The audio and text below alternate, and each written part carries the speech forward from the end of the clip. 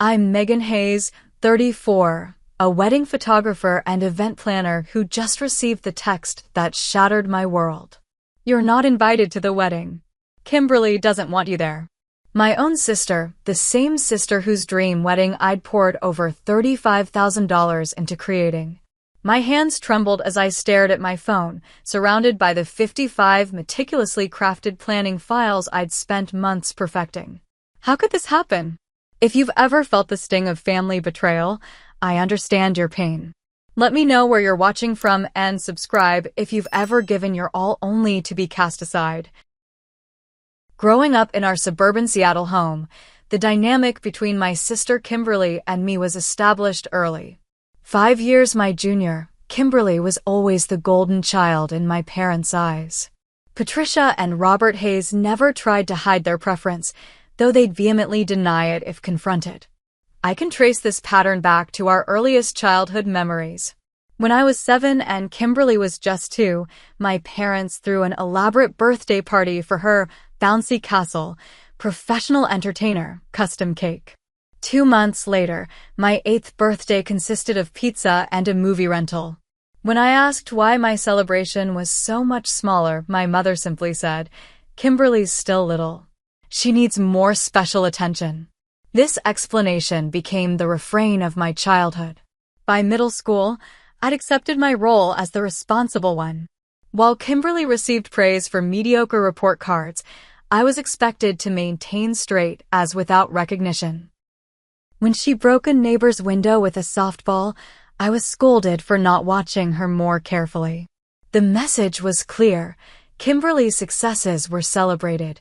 Her failures were everyone else's fault. The pattern continued through high school. I joined every club, maintained perfect grades, and worked part-time jobs, desperate for the validation my parents freely gave my sister. Meanwhile, Kimberly sailed through with average performance and maximum praise. The defining moment came during my senior year. I'd been saving for photography summer courses at a prestigious arts program. 2 weeks before enrollment, Kimberly broke her arm during a soccer game. The medical bills weren't completely covered by insurance, and my parents looked to me. "We hate to ask, Megan, but your sister needs this more than you need that photography thing." I surrendered my savings without argument, watching my dreams dissolve while Kimberly received the best orthopedic care available. Despite this setback, I pursued my passion for photography. Working 3 jobs simultaneously, I put myself through community college while building my portfolio. Every free minute was devoted to learning my craft, developing my eye, and mastering the technical aspects of photography. My parents fully funded Kimberly's education at a private university, where she changed majors 4 times before settling on communications. Each time she switched paths, my parents supported her journey of self-discovery. Meanwhile, I scraped together enough to transfer to a state university, completing my degree while launching my photography business. The early years were brutal. I worked wedding weekends while building client relationships during the week. Gradually, my reputation grew. Couples began requesting me specifically, willing to book a year in advance. I expanded into event planning when I noticed many clients struggling to coordinate vendors. 10 years of relentless work transformed my one-woman operation into Hayes Event Photography and Planning, with a small team and a respected reputation in the Seattle wedding industry. I achieved financial stability through sheer determination, despite never receiving the support my sister took for granted. Throughout this period, Kimberly's life followed a predictable pattern. After college, she bounced between jobs, never staying anywhere longer than a year. During her frequent periods of unemployment, my parents covered her rent and expenses. Occasionally, she'd approach me for loans when she wanted something extra, a vacation, designer purse, or car repair. These loans were never repaid, and any mention of repayment was met with accusations of being obsessed with money. Despite this history, I maintained hope that our relationship would eventually evolve into something more balanced. Every family gathering, I arrived with optimism that this would be the time my achievements received acknowledgement, that my parents would finally see my worth, that Kimberly would show genuine appreciation for my support. Instead, holidays followed the same script. Kimberly dominated conversations with dramatic stories of her latest adventures or challenges. My parents hung on every word, offering advice, sympathy, or celebration as needed. When I mentioned a major client success or business milestone, the response was typically, "That's nice, dear," before quickly returning attention to Kimberly. I built my business partly as validation, concrete proof of my worth that no one could dismiss. Yet no matter how successful I became professionally, the family dynamic remained unchanged. I was the reliable one, expected to give endlessly while requiring nothing in return. Kimberly was the treasured one, whose every need and want took priority. This was our family ecosystem when Kimberly met Brandon at a friend's wedding I was photographing. Little did I know this meeting would set in motion the most painful chapter of our complicated relationship. Kimberly's engagement announcement came during a Sunday family dinner 6 months after she started dating Brandon. I'd arrived early to help my mother prepare the meal, another unacknowledged expectation, when Kimberly burst through the door, literally jumping with excitement. "I'm engaged," she squealed, thrusting her left hand forward to display a diamond ring that must have cost Brandon 3 months' salary. My parents erupted in celebration, my mother immediately crying, my father pulling out a bottle of champagne he'd apparently been saving for a special occasion. I pushed aside the twinge of hurt no such bottle had appeared when I signed the lease on my studio space and embraced my sister with genuine happiness. "I'm so excited for you, Kim," I said, examining the ring. "It's absolutely beautiful." Over dinner, Kimberly recounted the elaborate proposal. Brandon had arranged a private sunset yacht cruise, complete with a string quartet, champagne, and a photographer to capture the moment he dropped to one knee. As she described every detail, I felt a familiar mixture of emotions, happiness for her joy, combined with the ache of knowing my parents would never find my accomplishments as worthy of celebration. Megan could photograph the wedding, my mother suggested, as though offering me a tremendous opportunity rather than expecting professional services. "Oh my God, would you?" Kimberly turned to me, eyes wide. "That would be amazing. And you know all the best vendors and venues. You could totally help me plan everything." Before I could formulate a response that balanced professional boundaries with sisterly support, I was saved by the arrival of Brandon and his parents, Margaret and William, who joined us for dessert. Immediately, the social dynamics shifted. Brandon's family exuded old money confidence. From Margaret's subtle but expensive jewelry to William's casual references to their vacation home in Nantucket. As conversation flowed, subtle class tensions emerged. When William asked about my photography business, his "how charming" response carried a dismissive undertone. Margaret inquired whether I had a real studio or worked from home, her surprise at my commercial space barely concealed. They spoke of Brandon's executive position at his father's investment firm with the assumption that everyone understood the prestige this carried. Through it all, I noticed Kimberly adapting, her speech patterns shifting to match their more formal cadence, her references to her job at a marketing firm suddenly more impressive than I'd ever heard her describe it. By dessert, she was performing a version of herself tailored to impress her future in-laws.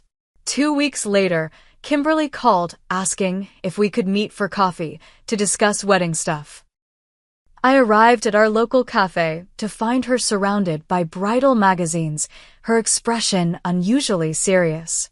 "So," she began after we'd ordered, "I was hoping you might give me some professional advice about wedding planning. You know, vendor recommendations, timeline suggestions, that kind of thing." "Of course," I replied, genuinely pleased to share my expertise. "I'm happy to help however I can."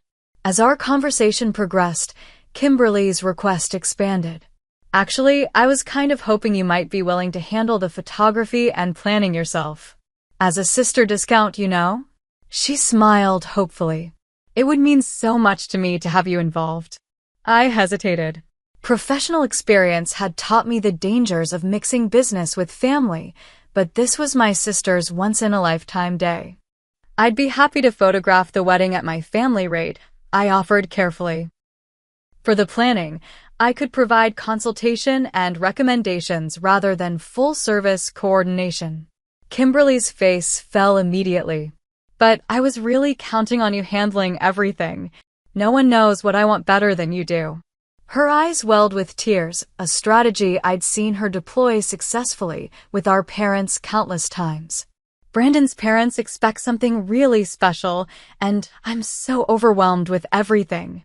Against my better judgment, I agreed to provide both photography and planning services at half my normal rate, still a significant discount worth thousands of dollars. Kimberly brightened instantly, hugging me across the table and promising this would be the best sister project ever. A month later, Kimberly called me sobbing so hard I could barely understand her. When she finally calmed enough to speak coherently, she explained that their wedding budget had hit a major shortfall. Brandon's parents had offered to contribute only if the wedding was held at a specific exclusive venue they preferred, one far more expensive than Kimberly and Brandon had planned.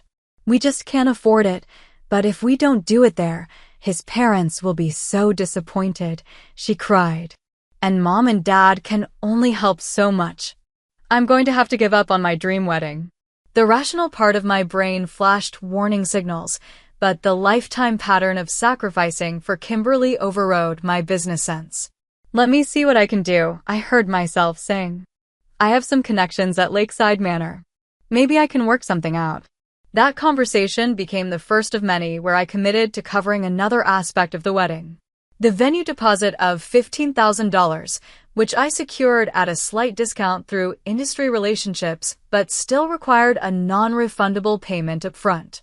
The premium photography team I'd need since I'd be busy with coordination duties on the day, $8,000. The gourmet catering package with custom menu, $7,000. Designer floral arrangements, $5,000. Each time I told myself this investment would finally heal our relationship. This grand gesture would at last make my parents see my worth. This sacrifice would transform Kimberly's understanding of my love for her. To manage the expanding project, I created a comprehensive digital planning system, 55 meticulously organized files containing everything from vendor contracts to detailed timelines, from guest list management to custom design boards. I developed a wedding website showcasing the venue and sharing accommodation information for out-of-town guests. I built spreadsheets tracking every expense, deadline, and detail. My motivation went beyond family dynamics. Professional pride drove me to create an exceptional event. This wedding would showcase my abilities, potentially attracting high-end clients impressed by the sophistication of Kimberly's celebration. More importantly, I genuinely wanted my sister to have her perfect day, despite our complicated history. As I committed tens of thousands of dollars and countless hours to Kimberly's wedding, I believed I was investing in a transformed family relationship, one where my contributions would finally be valued, my worth finally recognized. I couldn't have imagined how painfully wrong that belief would prove to be.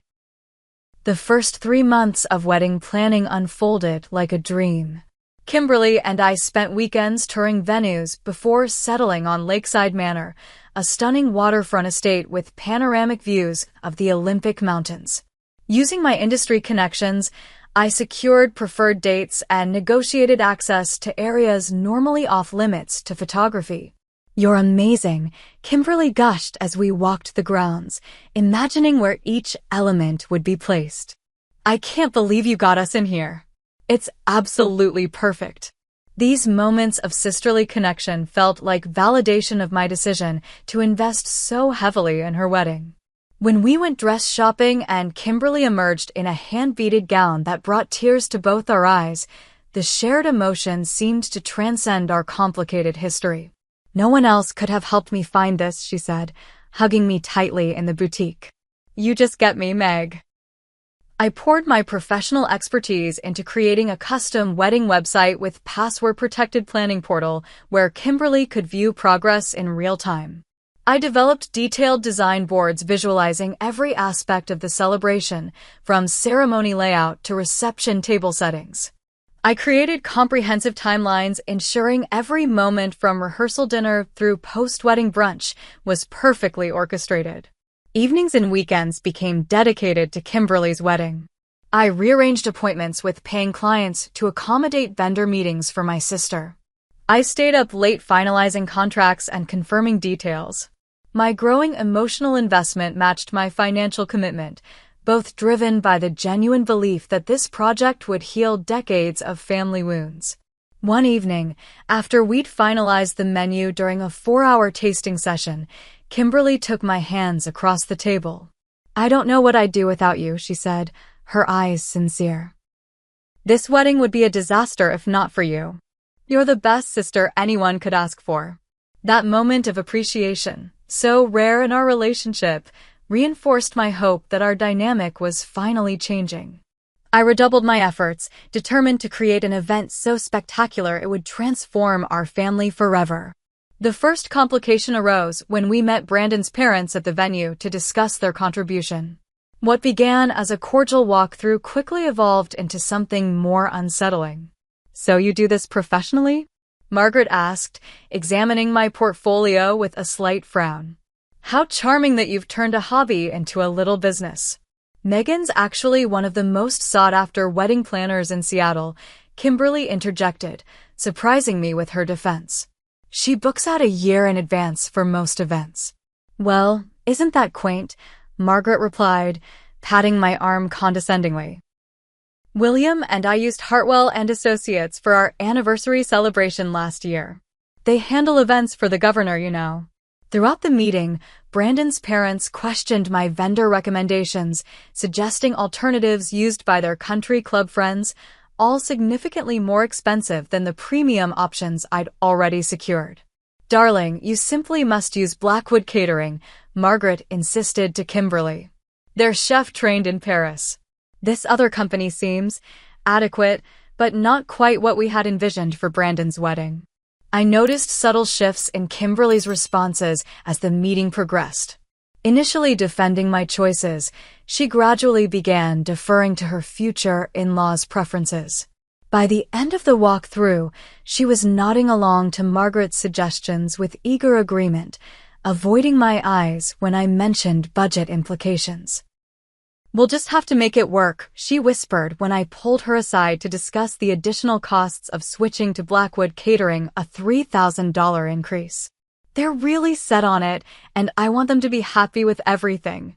That evening, I adjusted my financial spreadsheets to account for the catering change, along with several other upgrades Brandon's parents had insisted upon. I transferred additional funds from my business account to cover the growing expenses, telling myself this investment would be worth it for Kimberly's happiness and our improved relationship. As planning progressed, I created detailed documentation for every aspect of the wedding. My digital organization system expanded to 55 files, including vendor contracts and communication logs, detailed timelines for planning and the wedding day, guest list management with RSVP tracking, seating arrangements and table assignments, budget spreadsheets and payment schedules, design concepts with mock-ups for each space, photography shot lists and lighting plans, menu details and dietary accommodation tracking, transportation schedules for wedding party and guests, contingency plans for weather and other potential issues. Each file represented hours of work and professional expertise I'd normally charge thousands for.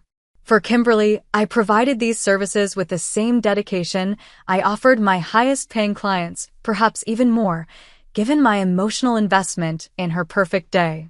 The complexity of balancing my business responsibilities with Kimberly's wedding grew challenging. I found myself working 7 days a week, handling client obligations during business hours and focusing on Kimberly's wedding evenings and weekends. Despite the strain, I remained committed, believing this project would finally earn me the family recognition I'd sought my entire life. What I didn't realize was that the foundation for this belief was already cracking beneath my feet as Kimberly increasingly aligned herself with Brandon's family's expectations and attitudes, setting the stage for the painful betrayal to come. 6 months before the wedding, the dynamic between Kimberly and me shifted noticeably. What began as collaborative planning sessions devolved into critique sessions where nothing I presented seemed to meet her standards. During a meeting to finalize reception details, Kimberly rejected the table layout I'd spent days perfecting, a design that maximized both aesthetics and guest comfort while accommodating the venue's structural limitations. "This just looks so basic," she said, wrinkling her nose at my carefully crafted floor plan. "Brandon's mom showed me the layout from his cousin's wedding at the Four Seasons. Can't we do something more like that?" "The Four Seasons has a completely different space configuration," I explained patiently. "Their ballroom doesn't have support columns to work around like Lakeside Manor does." "Well, can't you figure something out? You're supposed to be the professional here." Her tone carried an edge I'd never heard her use with me before. "Margaret says a good planner can make any space work." I noticed Kimberly had begun adopting not just Margaret's opinions, but her mannerisms and speech patterns. She referenced Margaret and William constantly, while our own parents became simply Mom and Dad. She began criticizing vendors and services she had previously loved, always with phrases suspiciously similar to comments Brandon's mother had made. After hours of revisions to satisfy Kimberly's suddenly changed preferences, she approved a new layout that required renting additional decor pieces and specialty furniture, adding $2,000 to the already stretched budget. When I mentioned the cost increase, she sighed dramatically. "If it's too expensive, just say so. I'm trying to have one special day, but I guess that's too much to ask." "That's not what I said," I replied, hurt by her mischaracterization. "I just wanted to make sure you understand the financial implications before we commit." "You're always so focused on money," she said dismissively. "This is my wedding, Megan. It's supposed to be about love, not spreadsheets." I absorbed the additional costs without further comment, transferring more money from my business account to cover the growing expenses. That night, reviewing my financial commitments to Kimberly's wedding, I felt the first serious doubts about my decision to invest so heavily. Still, I pushed these concerns aside, telling myself this tension was just normal, bridal stress that would pass. 5 months before the wedding, a more significant red flag appeared. From the moment Kimberly announced her engagement, she had promised I would be her maid of honor. "Who else would I possibly choose?" she had said. "You're my sister and my best friend." I'd been touched by the sentiment, despite knowing our relationship had never truly reflected that level of closeness. I'd embraced the role, ready to support her through every pre-wedding tradition. Then came the brunch where Kimberly announced her final bridal party selections to her friends. I arrived to find her already seated with 6 other women, champagne flowing freely. "There's my amazing sister and wedding planner," Kimberly called as I approached. The phrasing, "sister and wedding planner," not maid of honor, sent a warning tingle down my spine. As I took my seat, Kimberly raised her glass. "I want to thank everyone for being here today. As you know, I've been thinking hard about my bridal party. Julia, my roommate from college and ride or die for the past 10 years, I'd be honored if you'd be my maid of honor." The table erupted in congratulatory exclamations while I sat frozen, glass halfway to my lips. Julia, looking uncomfortable, gave me an apologetic smile. And of course, my bridesmaids, Taylor, Zoe, Ashley, Paige, and my sister Megan, Kimberly continued, as though this arrangement had always been the plan. Later, when I pulled her aside to ask about the change, Kimberly acted surprised by my confusion. "I thought you'd be relieved," she said. "You're already doing so much with the planning and photography. This way you won't have the added stress of maid of honor duties." But you specifically asked me to be your maid of honor, I reminded her. We talked about it right after you got engaged. Did I? I don't really remember that. Anyway, it makes more sense this way. Julia can handle all the bridal party stuff while you focus on making the wedding perfect. She patted my arm condescendingly, a gesture eerily similar to Margaret's. It's really for the best. Before I could respond, Kimberly rejoined the group, leaving me with the distinct feeling I'd been demoted. The feeling intensified when she announced the bridesmaid dresses would be custom-made by a designer Margaret had recommended at $800 each. Isn't that a bit expensive for bridesmaid dresses? I asked carefully, thinking of the financial burden this would place on her friends. Margaret says quality shows, Kimberly replied dismissively. If it's too much for you, just say so. I'm sure we can find something off the rack that won't clash too badly with the designer dresses. The implication was clear, pay up or be visibly out of place. I added another $800 to my growing wedding expenses, wondering when my sister had become this person I'd barely recognized. At a bridesmaid gathering the following week, I overheard Kimberly in the kitchen talking to Julia and Taylor. It's actually working out perfectly having Megan as just the wedding planner, she was saying. She's so detail-oriented and bossy anyway. Can you imagine her trying to be maid of honor too? Total control freak disaster. The casual cruelty of her words stung far more than the demotion itself. When I attempted to discuss how her comment had hurt me, Kimberly immediately turned defensive. Oh my God, were you eavesdropping on me? That's so invasive. I was just joking around with the girls. You're being way too sensitive. By the end of the conversation, somehow I was apologizing to her for overreacting and adding stress during her wedding planning process. This pattern, Kimberly behaving thoughtlessly, then making me feel guilty for my natural response, had defined our relationship for years, but never had it been so blatant or painful.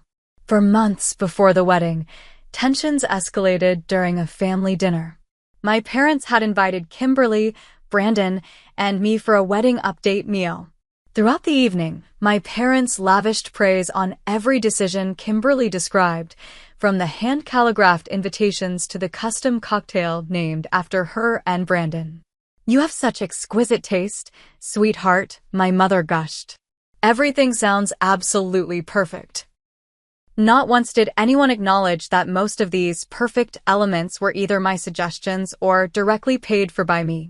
When the conversation turned to the recent venue change necessitated by unexpected renovations at the original location, my father praised Kimberly's quick thinking in securing an even better property. Actually, I interjected gently, that was a pretty stressful situation. I had to call in several professional favors and pay a rush booking fee to secure the new venue. An uncomfortable silence fell over the table. My mother recovered first. Well, it all worked out, didn't it? Let's not focus on the problems now. I'm not focusing on problems, I clarified. I just wanted to mention that securing that venue on short notice wasn't simple, and it required significant additional investment. There you go again. Making everything about money, Kimberly sighed dramatically. We get it, Megan, you're contributing financially. Do you want a medal? That's not what I began, but my father cut me off. Your sister's under a lot of stress with this wedding, Megan. Let's not add to it by bringing up finances at the dinner table. It's in poor taste. Brandon's father had made a nearly identical comment about poor taste when I'd mentioned budget considerations during a previous meeting. The parallel was striking. Kimberly wasn't just adopting Margaret's attitudes. My parents were now mirroring the Thompsons' dismissive approach as well.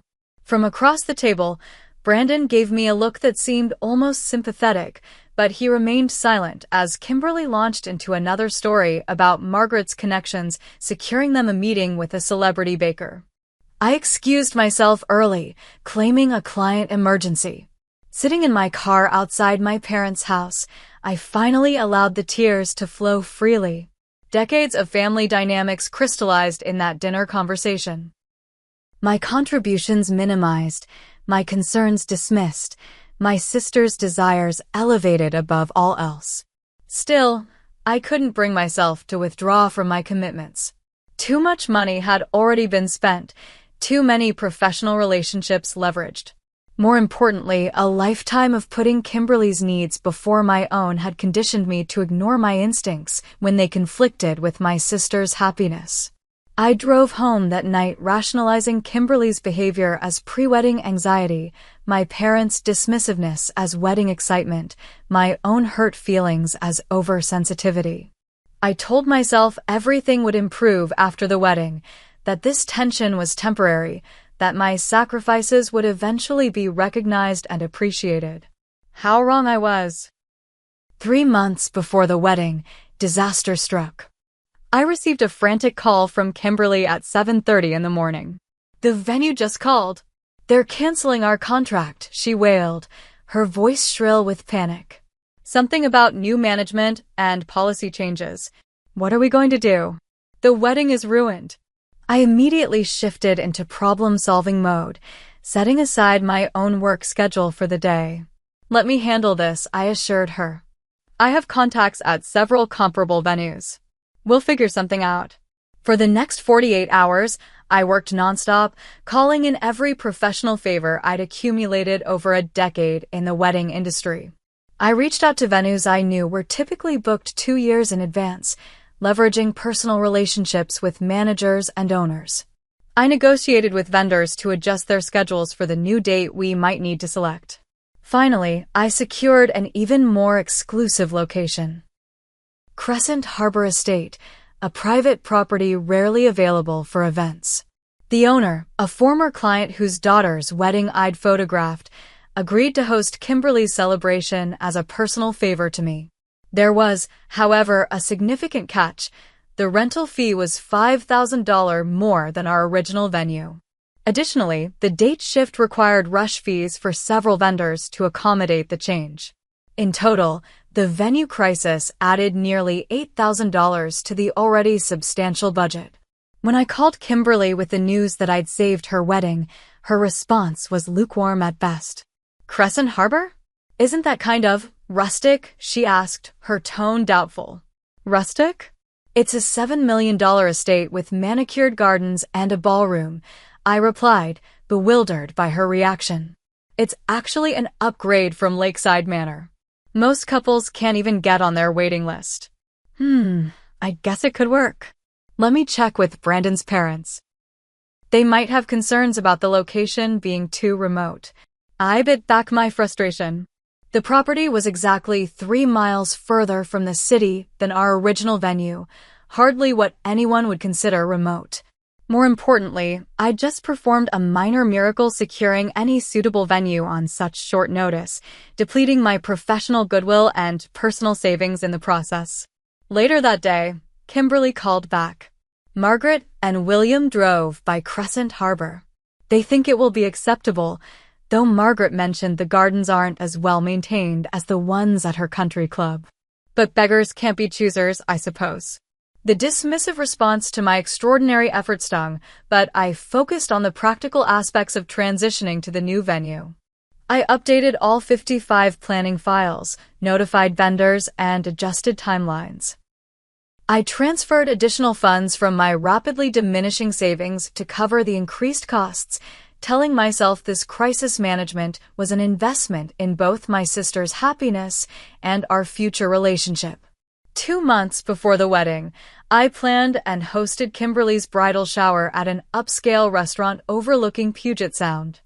I personally covered the $4,000 bill, which included a private dining room, custom menu, professional photographer, and personalized gifts for each guest.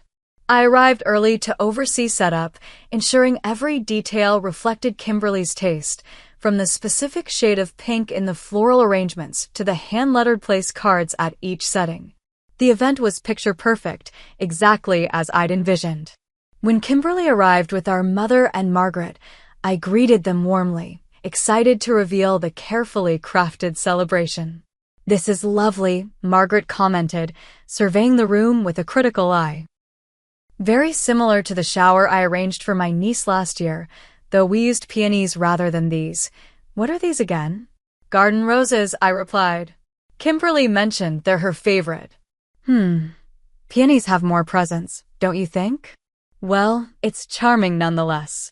Throughout the event, I noticed Margaret subtly taking credit for elements I'd arranged, commenting to guests about helping select the menu or suggesting the signature cocktail, neither of which was true.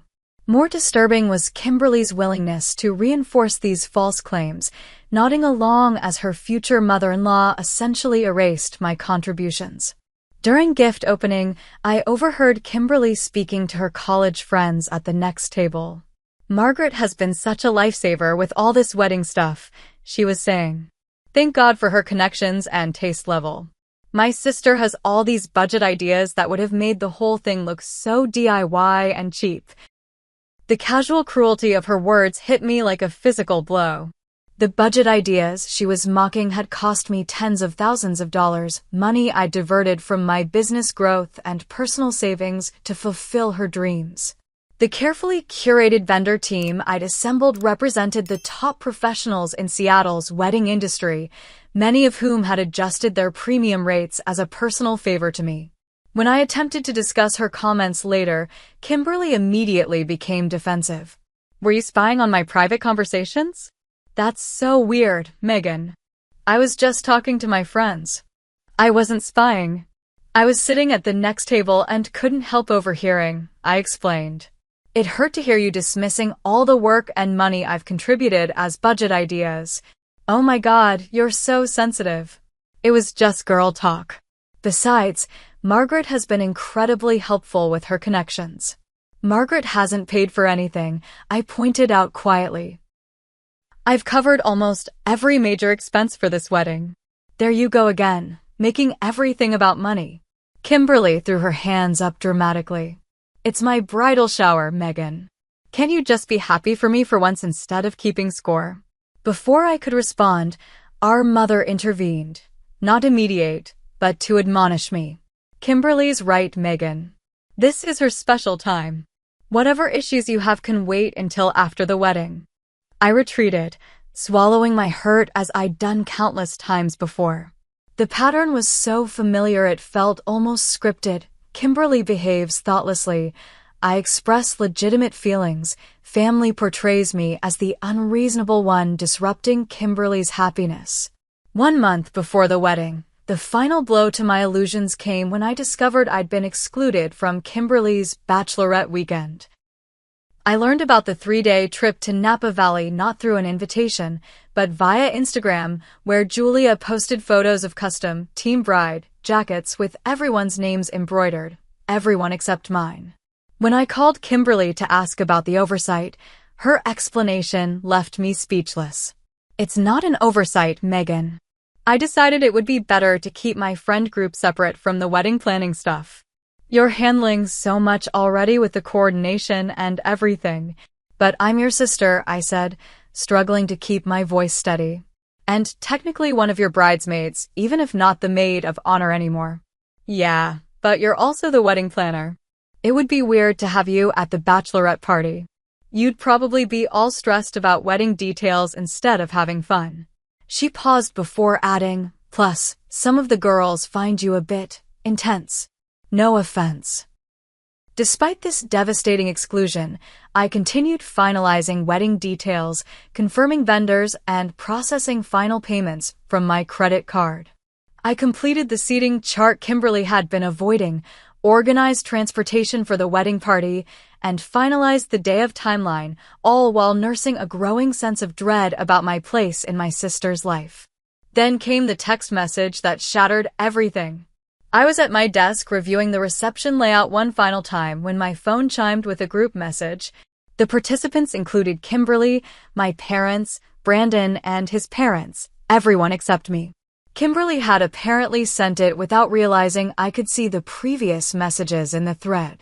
I scrolled up to find a conversation about final wedding arrangements, followed by Margaret questioning whether I would behave appropriately around their extended family and business associates. Then came the message that stopped my heart. You're not invited to the wedding. Kimberly doesn't want you there. Your presence would make things uncomfortable for Brandon's family. My father had added, Megan, we hope you'll be mature about this and understand. This is Kimberly's special day. My mother, it's really for the best, dear. You can still finish the planning work, of course. And finally, from Kimberly, we still expect everything to be handled professionally. All the vendors are paid for, so there shouldn't be any issues with you not attending. I stared at my phone, unable to process what I was reading. After $35,000 of my money, hundreds of hours of professional work, and emotional investment beyond measure, I was being uninvited from my own sister's wedding, the wedding I had largely funded and entirely planned. The casual cruelty stunned me. Not just the uninviting, but the expectation that I would continue working on an event I was no longer welcome to attend. The assumption that I would accept this humiliation without protest.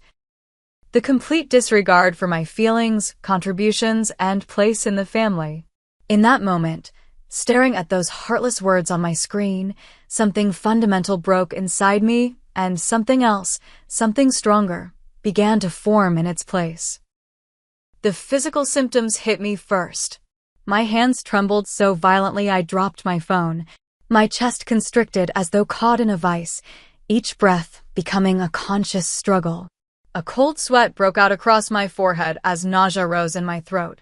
I read the messages again, and then a third time, hoping I'd misunderstood, looking for any interpretation besides the obvious one. My family had decided I was an embarrassment, unworthy of attending the wedding I'd poured my heart, soul, and savings into creating. When the reality finally penetrated, I broke. Alone in my home office, surrounded by wedding planning files and vendor contracts, I collapsed into heaving sobs that seemed to come from the deepest part of me.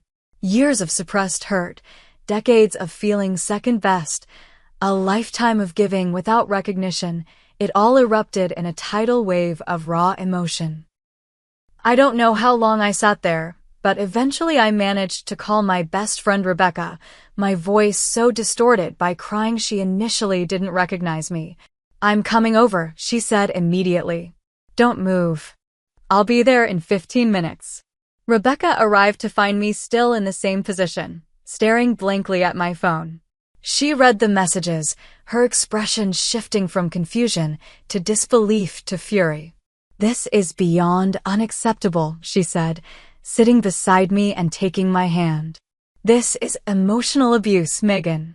From your entire family.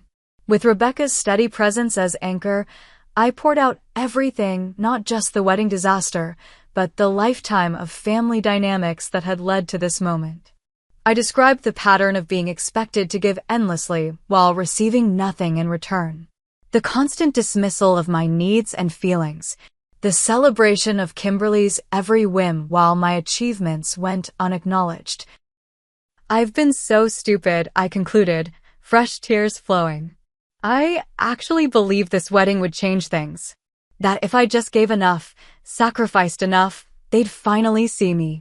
Finally value me. You weren't stupid, Rebecca countered firmly.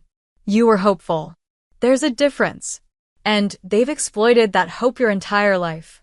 For the next 2 days, I couldn't function normally. Rebecca stayed with me, fielding calls from concerned clients and bringing me food I couldn't eat. I oscillated between numbness and crushing pain, between disbelief and rage, between lifelong conditioning to prioritize Kimberly's happiness and the dawning realization that I deserved better treatment. On the third day, I began to think more clearly. With Rebecca's encouragement, I reviewed exactly what I'd contributed to the wedding. Venue deposits and payments, $20,000. Photography and videography team, $8,000. Catering and bar package, $7,000. Floral arrangements and decor, $5,000. Additional vendor deposits and fees, $3,000. Bridal shower, $4,000. In total, I had invested over $47,000, far more than my initial estimate of $35,000, along with countless professional hours and emotional energy. And for this extraordinary generosity, I had been cast aside when I no longer served my family's purposes. "This isn't love," Rebecca said quietly as we reviewed the figures. "This is exploitation." I contacted an attorney friend who specialized in contract law, explaining the situation and asking about my legal obligations. His assessment was clear.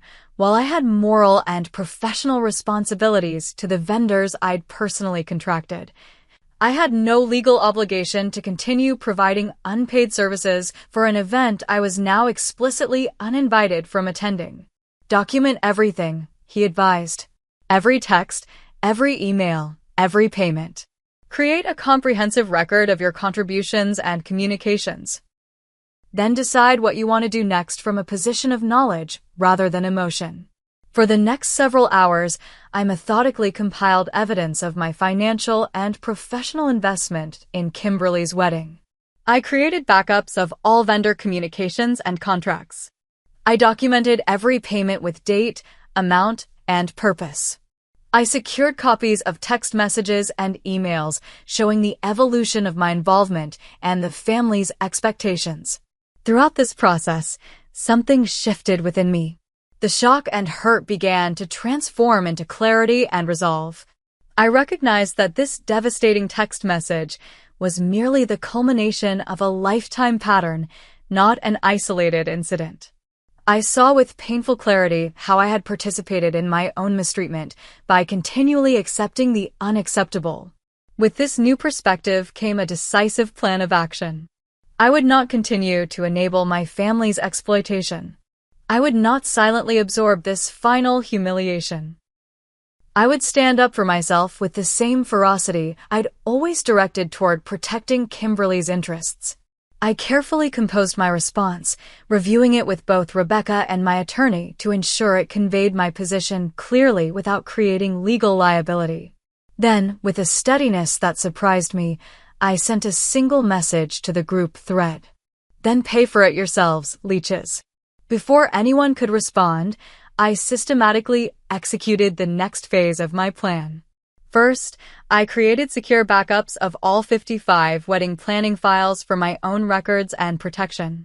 Then, with Rebecca witnessing the process, I deleted each file from my active systems: the comprehensive timeline, the vendor contact list, the detailed seating chart, the custom floor plans, the specialized photography shot list, all of it.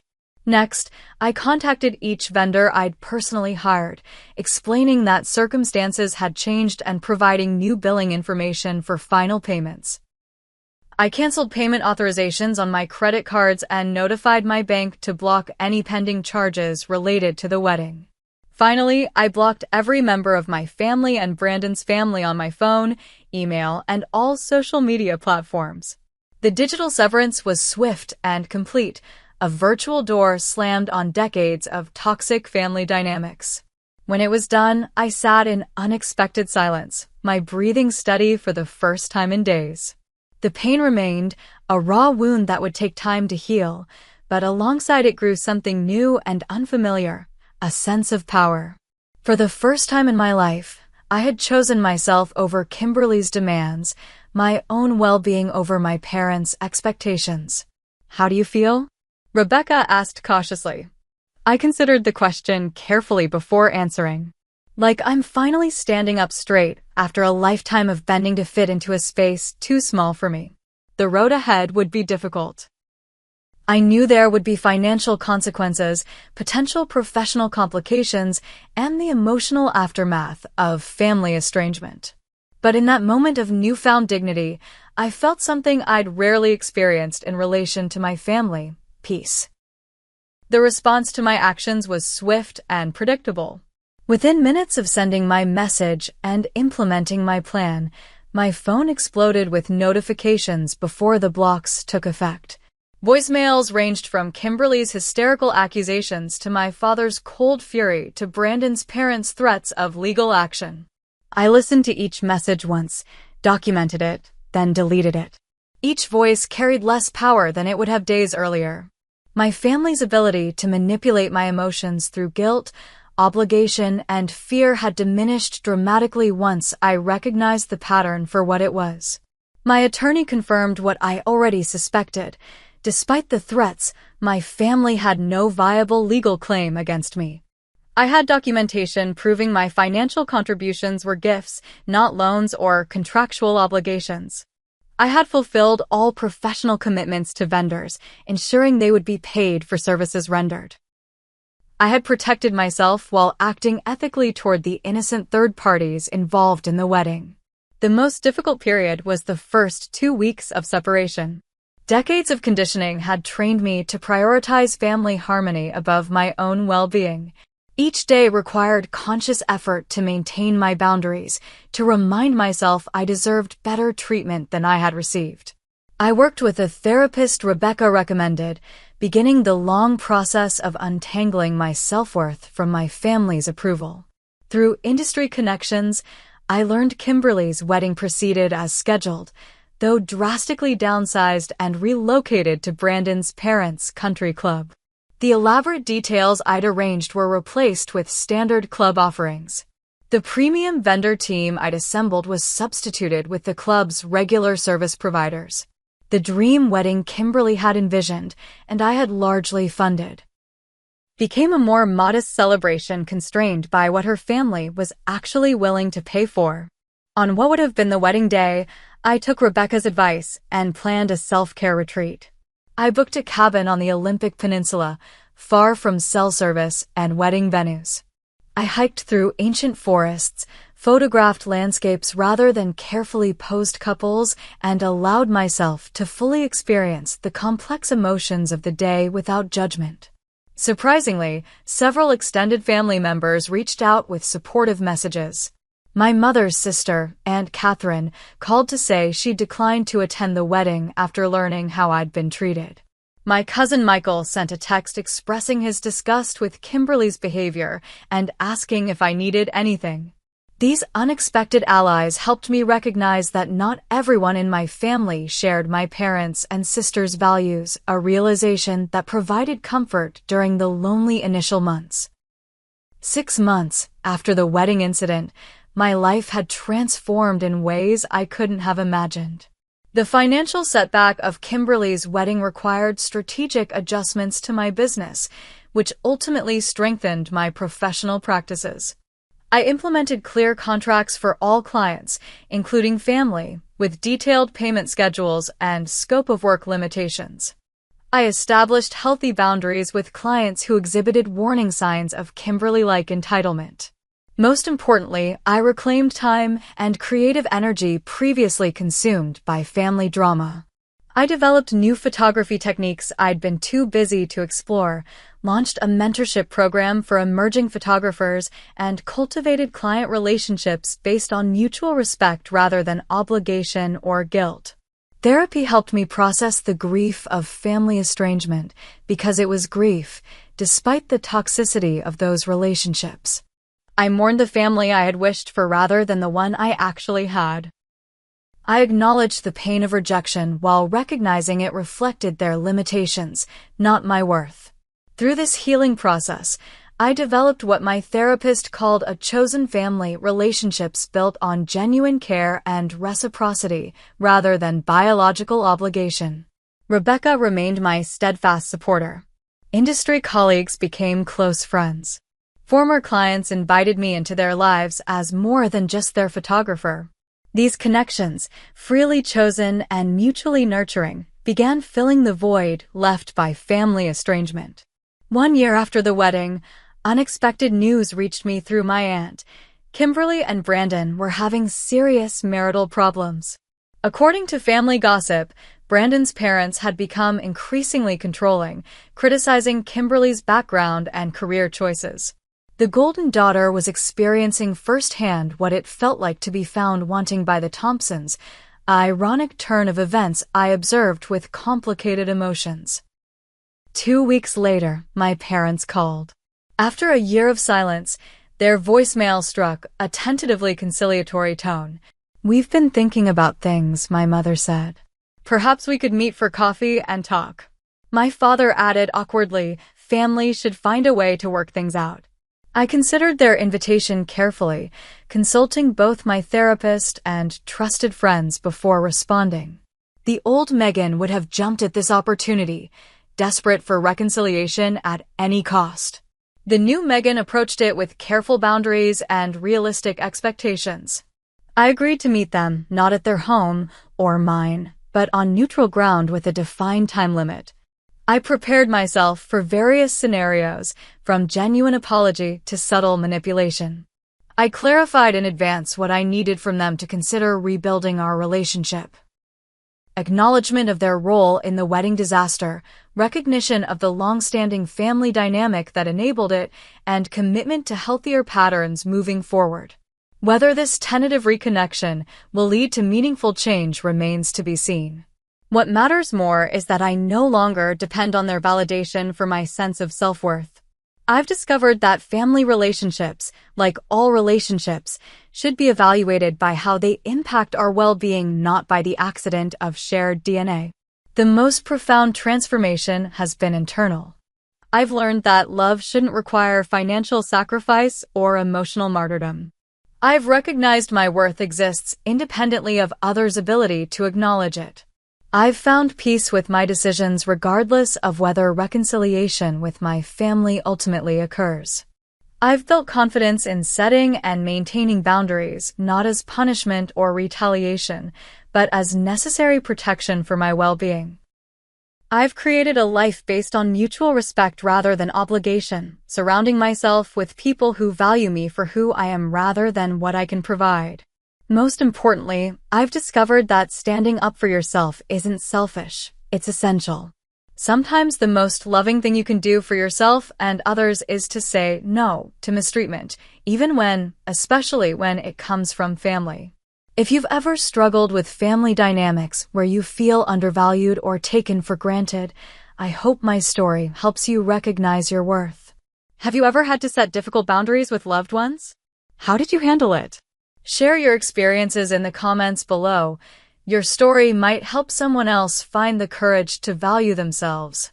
If this resonated with you, please like and subscribe for more real-life stories about finding strength through difficult situations. Remember that you deserve relationships that honor your worth, whether they're with family, friends, or partners. Thank you for listening to my journey, and I wish you the courage to stand in your own power, whatever challenges you might be facing.